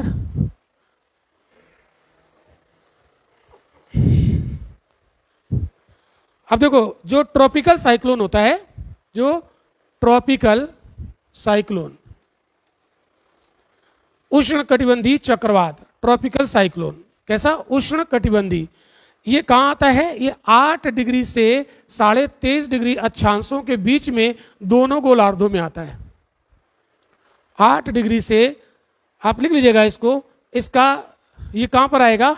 8 डिग्री से 23.5 डिग्री अक्षांशों के बीच में दोनों, एन और एस, मतलब नॉर्थ और साउथ, दोनों में आता है, ठीक है। तो मेन इसका रूट होता है, ठीक है, मेन इसका मार्ग होता है 8 डिग्री से 23.5 डिग्री के बीच में, ठीक। अब आप देखो इंडिया तो इसी में पड़ता है ना, बिल्कुल पड़ता है, तो भारत में कौन सा आएगा? ट्रॉपिकल साइक्लोन आएंगे। टेम्परेट इंडिया में नहीं आएंगे, ट्रॉपिकल आते हैं, ठीक है। तो यहाँ पे ये 23.5 इसका मुख्य बताया ना, 8 से 23.5, ये ऐसा नहीं कि 23.5 के बाद आएंगे नहीं, कभी कभी 23.5 का उल्लंघन करके और आगे चले जाएंगे, ठीक है। ऐसा होता नहीं कि वहां दीवार लगा दी, स्टील का फ्रेम कर दिया, तुम चक्रवात वहां नहीं जाओगे, क्यों है? तो इसलिए ये कभी कभी सीमा का उल्लंघन भी करते हैं। तो ये देखो, और दूसरी विशेषता आप देखो इसको, ये हमेशा ईस्ट टू वेस्ट मूव करते हैं। किधर मूव करते हैं? East to west. तो ईस्ट तो इधर हो गया ना, इधर ईस्ट हो गया और इधर वेस्ट हो गया, तो ये हमेशा ऐसे चलते हैं। तो ये ईस्ट टू वेस्ट जाते हैं, ठीक है। अब आप देखो, तो दो बातें याद रखी है आपने, 8 से 23.5 डिग्री अक्षांशों में दोनों गोलार्धों में, है ना, और ईस्ट टू वेस्ट ये मूव करते हैं, चलते हैं, ठीक। अब आप देखो, अगर हम बात करें, इधर एक मैप बनाते हैं, चलो थोड़ा सा मैप बना देते हैं।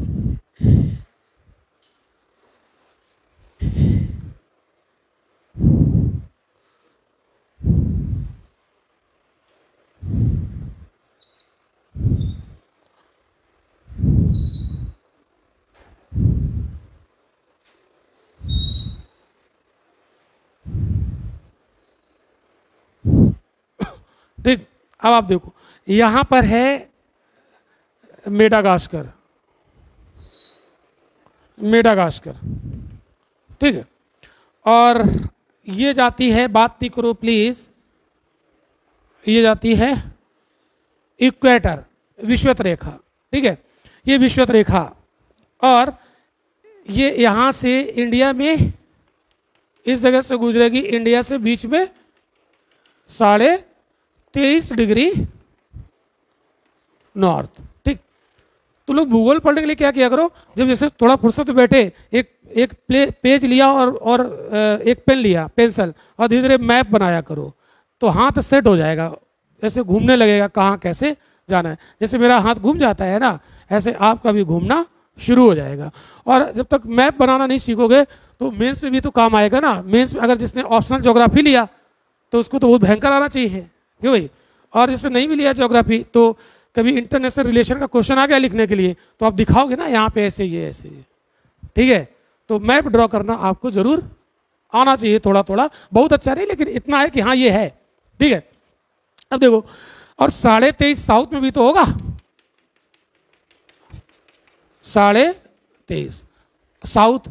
अभी हमने केवल इतना बनाया, इधर वाला अभी साउथ अमेरिका भी होगा, नॉर्थ अमेरिका भी होगा इधर, ठीक है। तो ये बंगाल की खाड़ी, ये क्या है? बंगाल की खाड़ी, ये क्या है? अरब सागर, ठीक है, ये हिंद महासागर हो गया हमारा। तो बंगाल की खाड़ी में देखो, यहाँ से यहाँ 8 होगा, 8 डिग्री कहाँ है? यहाँ से जाता है, यहाँ से टच करते हुए 8 डिग्री लगभग, तो ये है 8 डिग्री। तो चक्रवात कहाँ पैदा होगा? इस बीच में। कभी कभी 23.5 का उल्लंघन करके ऊपर तक आ जाते हैं, चाइना और जापान तक भी आते हैं, ठीक है।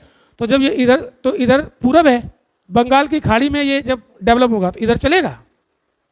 ये क्या है? पूरब, और ये क्या है? पश्चिम। तो इधर चलेगा तो ये कहाँ हिट करेगा?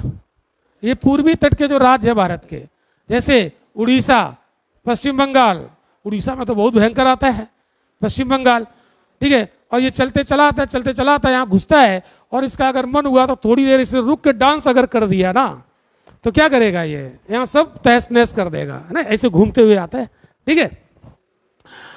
तो ये पूर्वी तट ज्यादा प्रभावित रहेगा भारत का ट्रॉपिकल साइक्लोन से, क्लियर। अब इधर वाले जो अरब सागर में चलेंगे, इधर आएंगे तो ये इधर चले जाएंगे, और इधर जहां जाएंगे यहाँ प्रभावित करेंगे। कभी कभी क्या होता है, ये जा रहा होता है इधर, और इसका मन होता है कि उधर नहीं जाएंगे, घूम के इधर आ जाता है। कभी कभी ये इधर घूम आता है, बोला मुझे इंडिया से ज़्यादा प्यार है, मैं यही जाऊंगा, ठीक है। तो ये ऐसे जा रहा था और घूम आया, याद आया कि हम भारत जाएंगे, ठीक है। तो ये कब इधर घूमता है? जब 1998 में यहाँ पर शक्ति 98 हुआ था, पोखरण में। शक्ति 98 नाम सुना है? और बुद्ध मुस्कुराए, पहला परमाणु टेस्टिंग और दूसरा शक्ति 98। ठीक है, तो यहाँ पे हुआ परीक्षण जिसकी वजह से तापमान गया बहुत ज़्यादा बढ़ गया। ठीक है, तो ये चक्रवात जा रहा था इधर, हवाएं इधर जा रही थी, देखा इधर तो लो प्रेशर है, तो ये घूम गई और जाके यहाँ हिट कर गई, बहुत ज़्यादा तहस नहस कर दिया इसने। तो हमने चक्रवात को खुद बुला लिया। ठीक है, तो कौन सा क्षेत्र ज़्यादा प्रभावित होगा? भारत में चक्रवात स्टेटमेंट दे देगा, है ना, यूपीएससी स्टेटमेंट दे देगा। ठीक, अब यहाँ पे आओ भाई, यहाँ से ये साउथ में भी तो आएंगे, तो इधर चलेंगे तो कौन मिलेगा? ये मेडागास्कर में अक्सर साइक्लोन आते रहते हैं। ठीक है, तो कौन से होंगे? ट्रॉपिकल। तो अब ये ट्रॉपिकल साइक्लोन अब इधर आएंगे तो इधर ऑस्ट्रेलिया भी तो है इधर, और ऑस्ट्रेलिया इधर से प्रशांत महासागर में आएंगे तो ऑस्ट्रेलिया में घुसेंगे, तो ऑस्ट्रेलिया में भी चक्रवात आते हैं। तो ऑस्ट्रेलिया में आने वाले चक्रवातों को विली विली कहते हैं। क्या कहते हैं? तो विली विली क्या है? एक साइक्लोन। कहाँ? ऑस्ट्रेलिया। लिख लो फटाफट जिसको नहीं पता है, मैचिंग आती है यहां से, एक मैचिंग पूछी आती है। ठीक है, नेक्स्ट, इसको जापान में और चाइना में क्या बोलते हैं? टाइफून। ठीक है, तो ये टाइफून क्या है? एक ट्रॉपिकल साइक्लोन।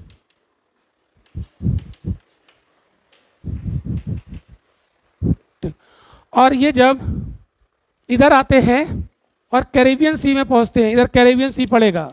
ठीक है, तो कैरेबियन सी में जब ये पहुंचेंगे तो वहां इनको टॉर्नेडो कहते हैं। क्या कहते हैं? टॉर्नेडो।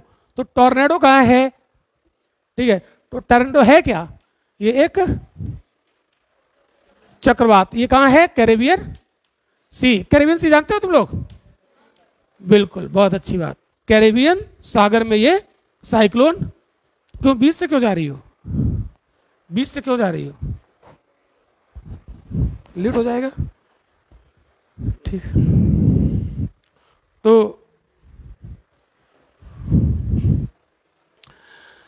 कैरेबियन सी में क्या होता है? टॉर्नेडो। और मैक्सिको की खाड़ी में जब ये पहुंचता है तो वहां कहते हैं हरिकेन। हरिकेन, तो हरिकेन चक्रवात है, टॉर्नेडो चक्रवात है। इसको अलग अलग नाम दिए गए। इसमें सबसे ज्यादा खतरनाक टॉर्नेडो, ये इतना खतरनाक है कि जब ये टॉर्नेडो चलता है और कैरेबियन सी में, जैसे ही जो आइलैंड है West Indies, Jamaica, Haiti, Cuba, ये वेस्ट इंडीज में आते हैं। तो जैसे ही ये वहाँ पहुँचता है तो पता लगा कि जैसे ही ये बस्ती में घुसा किनारे, तो पता लगा कि किसी छत से टकराया, छत को उड़ा के ले गया, दीवारें खड़ी, चला गया छत। इतना भयंकर चक्रवात होता है ये। इसने एक बार क्या किया, 2005 में ये कैरेबियन सी से गुजरा और घूमता हुआ क्या कर रहा है, नीचे से इसने जितने भी समुद्री जीव जंतु मछली छली ऊपर ले गया उड़ा के, और घूमता हुआ और अंदर से मड उठाया और जाके हैती में जमा कर दिया पूरा। तो हैती सरकार को 3 महीने लगे सफाई करने में, छुट्टी कर दी 3 महीने एकदम। आईएएस ने क्वेश्चन पूछ लिया, हैती चर्चा में क्यों रहा? कहते क्यों रहा, बेचारा परेशान है, चक्रवात क्यों है ना। तो इस तरीके का ये खतरनाक होता है। ठीक है, तो आपसे क्वेश्चन यहाँ पर मैचिंग पूछ देगा पीसीएस में, टॉर्नेडो कहाँ मैचिंग करो, मैक्स है ना, और हरिकेन कहाँ है, टाइफून कहाँ है, विली विली कहाँ है, मैचिंग आएगी। ठीक है, क्लियर? बताओ, ये क्लियर हुआ ना? ट्रॉपिकल साइक्लोन कहाँ कैसे प्रभावित करेगा, हमने कॉन्सेप्ट भी दिया और आपको फैक्ट भी दे दिए। ठीक, अब कितना आप लोग समझ रहे हो पता नहीं, कुछ फायदा होगा एग्जाम में, बिल्कुल होना भी चाहिए।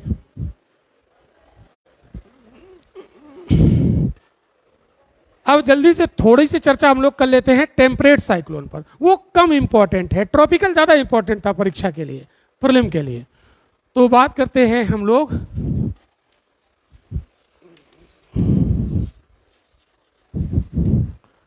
Temperate cyclone. तो टेम्परेट साइक्लोन में ये इस धरती पर ऐसे हम बना दे रहे हैं भाई, ठीक है। ये तो यहां पर क्या कर दोगे, पोलर विंड्स इधर से आ रही, पोलर विंड्स, और यहां पर क्या है, ये वेस्टर्लीज, पछुआ पवने, ठीक।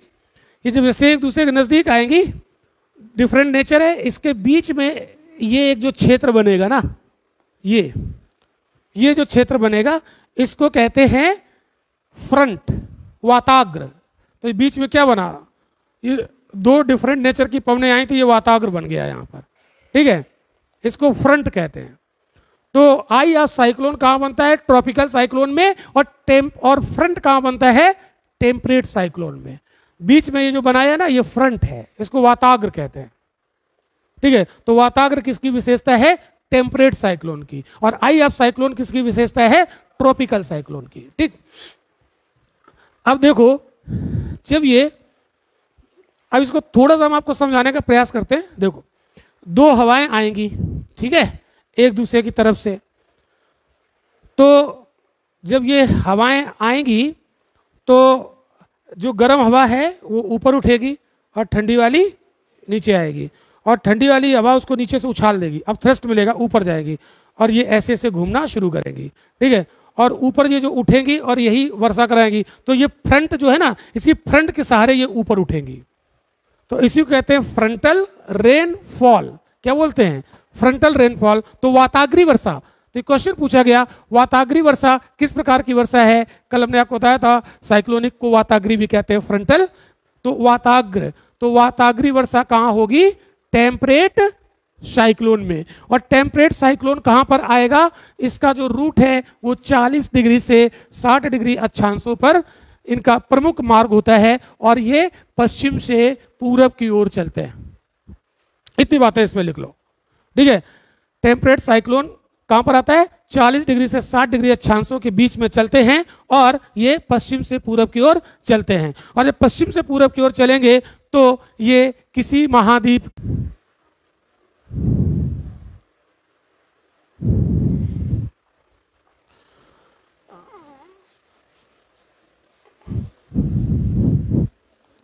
अब देखो इसका हम लोग वो देखते हैं, रूट देखते हैं। देखो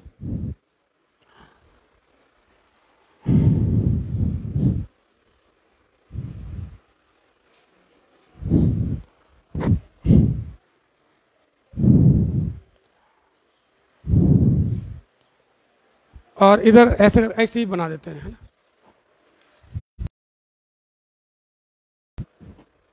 तो ये यूरोप है और ये नॉर्थ अमेरिका, ठीक। अब जो इसके बीच में कौन सा महासागर है, प्रशांत, सॉरी अटलांटिक, और इधर कौन सा है, प्रशांत।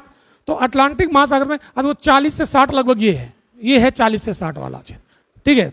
ये थोड़ा सा और इधर ऐसे करके, ठीक है, 40 से 60, ठीक। तो जो यहाँ पर होंगे तो वो इधर जाएंगे, और इधर यूरोप का कौन सा तट प्रभावित करेगा, ये पश्चिमी तट को प्रभावित करेंगे, ठीक है। ये यूके है, यूनाइटेड किंगडम, तो यूके को प्रभावित करेंगे, ठीक है। और इधर तो ये इधर से जब यहाँ घुसेंगे तो वर्षा कराएंगे, तो यूरोप के पश्चिमी तट पर वर्षा ज्यादा होगी, और जैसे जैसे अंदर जाएंगे वर्षा की मात्रा घटती जाएगी। कारण क्या है, यहाँ पर साइक्लोन आ रहे हैं और वो वर्षा कराएंगे, और अंदर जाते जाते वर्षा कराने की क्षमता कम हो जाएगी और ये कमजोर पड़ जाएंगे। फिर इधर देखो, जो इधर से आएंगे प्रशांत महासागर में, यहाँ रॉकी पर्वत है ना, रॉकी पर्वत, तो ये रॉकी पर्वत की वजह से ज्यादा अंदर तक नहीं जा पाएंगे, ये पतली सी बेल्ट को यहाँ पर प्रभावित करेंगे, ठीक है। क्लियर हुआ, तो ये कहाँ किसको कितना प्रभावित करेंगे। तो यूरोप में वर्षा की मात्रा पश्चिम से पूरब की ओर घटती है, ध्यान रखना, ठीक है। ऐसे भी क्वेश्चन वर्ल्ड ज्योग्राफी से आपके पूछ लिए जाएंगे, ठीक। तो ये हुआ हमारा टेम्परेट साइक्लोन, ठीक है। दक्षिणी गोलार्ध में जब देखेंगे तो वहां पर स्थल कम है, ठीक है, तो इसका प्रभाव उत्तरी गोलार्ध में ज्यादा रहेगा। तो ये हमारा कंप्लीट हो गया, साइक्लोन, विंड्स, ये सारा कवर हो गया। वर्षा भी 3 प्रकार की होती है, वो भी कवर हो गई। अब हम लोग आगे टॉपिक की तरफ बढ़ते हैं, और यहाँ पर हम थोड़ा सा कॉन्सेप्ट ह्यूमिडिटी का समझे कि ना समझे, समझ लेते हैं, क्योंकि आर्द्रता का कॉन्सेप्ट जल्दी से 10 मिनट में समझते हैं, ठीक है, क्योंकि यहाँ से कुछ क्वेश्चंस बनते हैं। तो ह्यूमिडिटी 3 प्रकार की होती है, 3 प्रकार की ह्यूमिडिटी, आर्द्रता हिंदी में कहते हैं और अंग्रेजी में इसको ह्यूमिडिटी कहते हैं। तो वायुमंडल में उपस्थित जलवाष्प की मात्रा नॉर्मली यही तो है ह्यूमिडिटी। अब देखो ह्यूमिडिटी होती है तीन प्रकार की, एक होती है एब्सोल्यूट, एब्सोल्यूट, दूसरी होती है स्पेसिफिक, और तीसरी होती है रिलेटिव, रिलेटिव ह्यूमिडिटी। निरपेक्ष आर्द्रता, सापेक्षिक विशिष्ट आर्द्रता और सापेक्षिक आर्द्रता। ठीक है, इसको कहते हैं निरपेक्ष आर्द्रता, इसको कहते हैं विशिष्ट आर्द्रता। तो देखो एब्सोल्यूट ह्यूमिडिटी, इसको जल्दी से समझो। इसमें क्या होता है, देखो जलवाष्प की मात्रा वायुमंडल के इकाई आयतन में उपस्थित जलवाष्प की मात्रा, क्या कहते हैं, वायुमंडल में उपस्थित जलवाष्प की मात्रा, वायुमंडल के इकाई आयतन में उपस्थित जलवाष्प की मात्रा। तो water vapour present in unit volume of atmosphere is known as absolute humidity. ठीक है, तो देखो जैसे वायुमंडल में वाष्प की मात्रा ग्राम में और पर क्यूबिक सेंटीमीटर, क्या हो जाएगी यूनिट, ग्राम पर क्यूबिक सेंटीमीटर। वायुमंडल के इकाई आयतन में पर है ना, पर मतलब यूनिट, तो ये क्या है वॉल्यूम, तो वायुमंडल के इकाई आयतन में उपस्थित जलवाष्प की मात्रा ग्राम में, ठीक है, क्या कहलाती है, एब्सोल्यूट। इसको वायुमंडल के इकाई भार में उपस्थित जलवाष्प की मात्रा, इकाई भार में, तो क्या होगा, ग्राम पर किलोग्राम।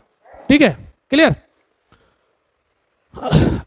अब रिलेटिव ह्यूमिडिटी का फॉर्मूला होता है, ये रिलेटिव है ना, तो ये किसी से अपना सापेक्षिक संबंध रखेगी। तो relative humidity RH is equal to absolute humidity और डिवाइडेड बाई ह्यूमिडिटी कैपेसिटी और इनटू 100, इसलिए इसको परसेंटेज में देखा जाता है। ठीक है, तो रिलेटिव ह्यूमिडिटी हमने बताया था विषुवत रेखीय क्षेत्रों में बहुत ज़्यादा होती है, वो है रिलेटिव ह्यूमिडिटी। ठीक है, तो रिलेटिव ह्यूमिडिटी बराबर absolute humidity divided by humidity capacity into 100%। ठीक है, क्या बोलेंगे, सापेक्षिक आर्द्रता बराबर, और प्रेशर का यहाँ पर कोई चेंजमेंट नहीं होगा। ठीक है, इसको देखो, ये क्या है, जरा कॉल आ जाती है इसलिए बंद हो जाता है।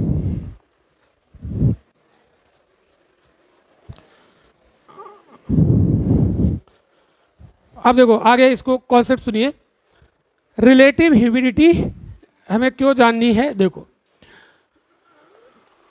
यहां पर हमने लिखा absolute humidity, absolute humidity, Hindi में आप लोग लिखोगे निरपेक्ष आर्द्रता, एब्सोल्यूट ह्यूमिडिटी, और नीचे ह्यूमिडिटी कैपेसिटी और इनटू 100। अब आप देखो अगर ये बराबर हो जाए, ये बराबर हो जाए तो ये 100 हो जाएगा, ये दोनों एब्सोल्यूट ह्यूमिडिटी और ह्यूमिडिटी कैपेसिटी बराबर हो जाए तो ये 100%। और जैसे ही रिलेटिव ह्यूमिडिटी 100% होगी, वर्षा की संभावनाएं बन जाएंगी। वर्षा तब तक नहीं होगी जब तक रिलेटिव ह्यूमिडिटी 100% नहीं होगी। ठीक है, तभी वर्षा होगी, अदरवाइज नहीं होगी। ठीक है, एक कंडीशन ये। अब ये ह्यूमिडिटी कैपेसिटी है क्या, देखो ह्यूमिडिटी कैपेसिटी क्या है कि किसी हवा के द्वारा अपने आप में जलवाष्प धारण करने की क्षमता। ठीक है, किसी पवन के द्वारा जलवाष्प को धारण करने की कैपेसिटी कितनी है, जैसे हम लोग खाना खाते हैं तो कितनी कैपेसिटी है, नहीं वही चीज है। तो यहाँ पर ह्यूमिडिटी कैपेसिटी डिपेंड करेगी टेम्परेचर पर, जो हवा जितनी गर्म होगी उसकी कैपेसिटी उतनी ज़्यादा होगी, आर्द्रता को धारण करने की क्षमता उतनी ज़्यादा होगी, और अगर टेम्परेचर कम है तो हवा की आर्द्रता धारण करने की क्षमता कम होगी। ठीक है, अब आप देखो यहाँ पर दो क्वेश्चन बनते हैं, और मुझे लग रहा है कि इसको बताएं कि ना बताएं, क्योंकि पीसेस के लिए ज़्यादा इंपॉर्टेंट तो नहीं है ये। चलो इतना आप समझ लो कि वर्षा होने के लिए 100% होना जरूरी है, और 100% कब होगी, जब ये दोनों इक्वल। अब एक चीज देखो, मान लो कि कोई हवा है जिसका टेम्परेचर 35 डिग्री सेल्सियस, चलो समझा देते हैं जल्दी से 2 मिनट में, 35 डिग्री सेल्सियस है, और उसकी कैपेसिटी है 500 ग्राम की कैपेसिटी है, ह्यूमिडिटी कैपेसिटी है 500 ग्राम की, और उसके पास एब्सोल्यूट यानी प्रेजेंट कितनी है, एब्सोल्यूट उसके पास है मान लो 300 ग्राम, तो अभी 200 ग्राम की कमी है। अगर 200 ग्राम इसको और मिल जाए तो ये सैचुरेट हो जाएगी। सैचुरेट कब होगा? जितनी भूख लगी थी उतना मिल गया, सैचुरेट हो गए। तो जितनी जरूरत थी उतना मिल गया तो सैचुरेट हो जाएगी। तो ये सैचुरेट दो तरीके से हो सकती है। पहला तरीका देखो, यहाँ वैल्यू पुटअप करो, ये कितना है 300, ठीक है, और ये कितना जो एग्जाम्पल लिया 500, और अभी ये 100 नहीं होगा, इसकी वैल्यू 100% नहीं होगी। ये कैसे हो जाएगी? इसको 200 ग्राम और दे दिया जाए, 200 ग्राम और दे दिया जाए तो यहाँ हो जाएगी 500, और 500 कैपेसिटी। 200 ग्राम से ज़्यादा ले भी नहीं पाएगी ये, क्यों? क्योंकि उतनी ही इसके पास कैपेसिटी है।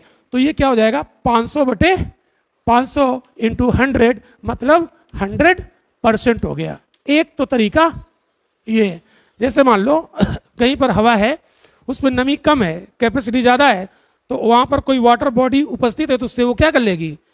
इवेपोरेशन के माध्यम से पूरा कर लेगी। लेकिन अगर कोई हवा ऐसी जगह है कि जहाँ पर वाटर बॉडी मौजूद ही नहीं है, तब वो क्या करेगी? तब वो कैसे अपने आप को सैचुरेट करेगी?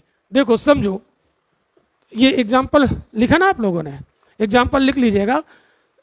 क्या बताया? ह्यूमिडिटी कैपेसिटी 500 और एब्सोल्यूट कितनी है? एब्सोल्यूट है 300 और टेम्परेचर है 35 डिग्री सेल्सियस। तो ये हवा 35 डिग्री सेल्सियस पर सैचुरेट हो जाएगी। तो जिस टेम्परेचर पर हवा सैचुरेट होती है उसको ड्यू पॉइंट कहते हैं। क्या कहते हैं? ड्यू पॉइंट, ओसांक। ये पॉइंट लिखो फटाफट। जिस टेम्परेचर पर कोई विंड सैचुरेट हो जाती है उस टेम्परेचर को ड्यू पॉइंट कहते हैं, ओसांक। क्या बोला जाता है? Due point. क्या बोलते हैं? ओसांक, ओसांक।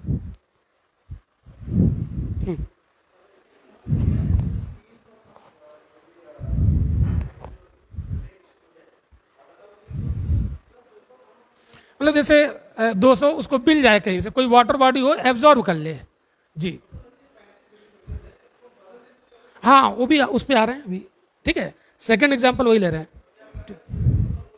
जिस टेम्परेचर पर कोई हवा सैचुरेट हो जाती है, संतृप्त हो जाती है, उस बिंदु को, उस टेम्परेचर को क्या बोलते हैं? ड्यू पॉइंट, ओशांक कहते हैं। दूसरा तरीका देखो, दूसरा तरीका देखो, दूसरे तरीके से ये कैसे सैचुरेट होगी? तो relative humidity is equal to, जैसे यहाँ 300 है और नीचे 500 है, ठीक है, और ये 100 है, इसको 100% करना है। तो एक रास्ता ये भी तो है, इसको कम कर दो। ये तो बोले ना आप, इसको भी कम कर, इसको कम कर सकते हैं, ठीक है, तो कम हो जाएगा। जानते हो कैसे होगा? मान लीजिए कोई हवा कहीं पर है और उसके पास इतनी है और इतनी कैपेसिटी है, लेकिन आसपास कहीं जल के स्रोत मौजूद नहीं है, तो वो इवेपोरेशन नहीं करेगी। तो उसको हवा, उसको कहाँ से मिलेगा? सैचुरेशन उसको कैसे होगा? तो देखो एक तरीका है कि इसको कम कर दो। ये कम कैसे होगा? हवा का टेम्परेचर कम हो जाए, क्योंकि ह्यूमिडिटी कैपेसिटी किस पर डिपेंड करती है? टेम्परेचर पर। अभी बताया, ध्यान से समझना चीज को। थोड़ा सा हम यहाँ पर स्पीड में चल रहे हैं तो समझने का प्रयास करिएगा, जब ना समझ में आए तो पूछिएगा। तो देखो कैसे होगा, समझो। जैसे मान लो हवा यहाँ थी, इतनी ऊंचाई पर थी और टेम्परेचर था 35 डिग्री सेल्सियस। हवा ऊंचाई पे चली जाए ना, ऊंचाई पे जाने पर एनएलआर लगेगा ना, तो टेम्परेचर कम होगा। तो हवा ऊपर गई, ऊपर गई, तो ये 35 से घट के मान लो 30 हो गया, और जब 30 हो गया तो इसकी ह्यूमिडिटी कैपेसिटी घट के 500 से 300 हो गई। तब इस स्थिति में क्या हो जाएगा? 300 बटे 300, और ये होगा, ठीक है, इसके पास कम है। कौन ज्यादा बरसाएगा? ऊपर क्या था? Absolute humidity. लिख लो, वर्षा की मात्रा किस पर निर्भर करती है? Absolute humidity. क्लियर? चला गया।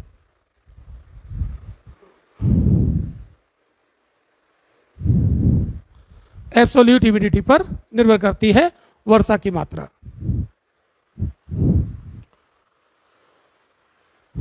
अब मान लो आपसे क्वेश्चन पूछ दिया, वर्षा की मात्रा किस पर निर्भर करती है? Absolute, specific, relative.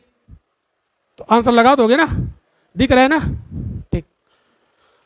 एक चीज याद रखो, और ड्यू पॉइंट यहां पर कितना हो जाएगा? अब 30 डिग्री। तो जहां ड्यू पॉइंट कम होगा वो हवा ज्यादा, वो कम बरसेगी, वहां पर वर्षा कम होगी, और जहां ड्यू पॉइंट ज्यादा है वहां वर्षा ज्यादा होगी। आ रहा समझ में? ठीक है, ये सब नए क्वेश्चन, अगर नए क्वेश्चन बनाए गए तो ऐसे पूछ देगा। ठीक, अब आप देखो, अब जो रिलेटिव ह्यूमिडिटी, रिलेटिव ह्यूमिडिटी 100% होगी, वायु सैचुरेट हो जाएगी और ड्यू पॉइंट मिल जाएगा उसको। ठीक है, दो बातें, सैचुरेशन होगा तो ड्यू पॉइंट होगा। ड्यू पॉइंट क्या होगा समझ में आया? ठीक है, अब ये 100% होने के बाद, सैचुरेशन के बाद कंडेंसेशन शुरू होगा, और कंडेंसेशन शुरू होगा तो बादल बनेंगे। ठीक है, तो कंडेंसेशन हमेशा ड्यू पॉइंट के बिलो होता है, नीचे होता है। तो अगर ड्यू पॉइंट यहाँ 30 डिग्री है तो कंडेंसेशन होगा 29.999 डिग्री सेल्सियस पर। ठीक है, तो संघनन की क्रिया हमेशा ड्यू पॉइंट के नीचे से शुरू होती है, ये भी आप याद रखिएगा। ठीक है, तो पहले ड्यू पॉइंट मिले, फिर ड्यू पॉइंट के थोड़ा नीचे जाए, तब कंडेंसेशन होगा और फिर पानी बरसेगा, तब बादल बनेंगे, तब वर्षा होगी। ठीक है, तो हमने आपको बताया कि रिलेटिव ह्यूमिडिटी जब 100% होगी तब वर्षा होगी, अगर 80% है तो अभी नहीं होगी। ठीक है, अगर कहीं पर 50% है तो चांसेस 50% वाले के पास ज्यादा होंगे कि 80% वाले के? 80% वाले के पास। तो हमने आपको बताया कि विषुवत रेखा के आसपास मोर देन 80% रहती है रिलेटिव ह्यूमिडिटी, बस इसको 20 और मिल जाए तो वर्षा होना शुरू हो जाएगी। और 20 इसको कैसे मिलेगी? सूरज निकला और किरणें पड़ी और उसने एब्जॉर्प्शन शुरू किया, और 12 बजे तक इसको 20% और मिल गई, हो गई 100, और 12 बजे के बाद फिर बादल बनना शुरू और 2 से 4 के बीच पानी बरसना शुरू। लेकिन जो विषुवत रेखा से कहीं दूर है वहां पर रिलेटिव ह्यूमिडिटी 85% है, 50%, तो 100 होने में उसको टाइम लगेगा। तो विषुवत रेखीय क्षेत्रों में रोज रोज पानी क्यों बरसता है? क्योंकि रिलेटिव ह्यूमिडिटी 20 ही तो जरूरत है, 15-20 तो उसको आसानी से मिल जाएगी। तो वर्षा की बारंबारता किस पर डिपेंड करेगी? रिलेटिव ह्यूमिडिटी पर। तो रोज पानी क्यों बरसता है वहां पर? क्योंकि रिलेटिव ह्यूमिडिटी ज्यादा है। तो जहां रिलेटिव ह्यूमिडिटी ज्यादा होगी वहां वर्षा के चांस जल्दी होंगे। वर्षा की मात्रा किस पर निर्भर करेगी? एब्सोल्यूट ह्यूमिडिटी पर। टाइम क्या होगा? तो आज वाली क्लास में अभी काफी कुछ चीज हमने खींचने का प्रयास किया, और कल वाली क्लास जब अगले लेक्चर में मिलेंगे तो विश्व का जलवायु पढ़ेंगे और कोशिश करेंगे कि एक ही दिन में खत्म करें। 10-12 जलवायु है, एक ही दिन में समाप्त करने का प्रयास करेंगे। एटलस लेके आइएगा सभी लोग, ठीक है।